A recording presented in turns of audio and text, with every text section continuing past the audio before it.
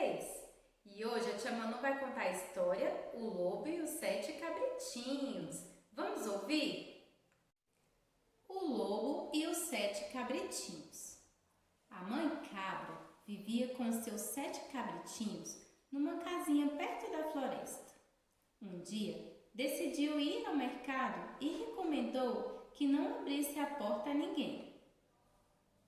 Um lobo esfomeado, escondido atrás de um arbusto, viu a mãe cabra partir, bateu a porta e pediu para os cabritinhos abrirem.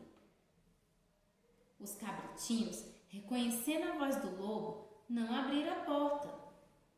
O lobo tentou adoçar a voz com mel, bateu a porta, mas os cabritinhos viram-lhe as patas pretas. Mais uma vez, não lhe abriram a porta. O lobo foi então à padaria, mergulhou as patas na farinha do padeiro e voltou à casa dos cabritinhos. Enganados, os cabritinhos abriram a porta. Quando viram o lobo, correram a esconder-se debaixo da cama, debaixo da mesa, dentro do armário e do relógio. O lobo comeu-os todos, menos a cabritinha Mimi. Quando a mãe chegou a casa, a cabritinha Mimi saiu do relógio e contou-lhe tudo. A mãe cabra foi à procura do lobo e encontrou-o a dormir profundamente. Abriu-lhe a barriga, salvou os filhos e encheu a barriga do lobo com pedras.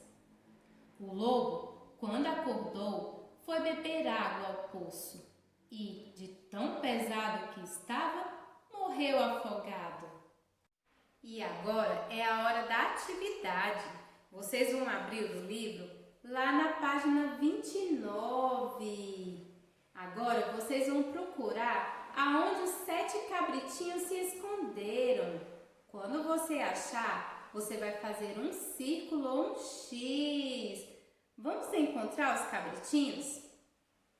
Quando você terminar, você vai pedir para o seu responsável, lá na página 69, destacar os fantoches. E agora é a sua vez de contar a história.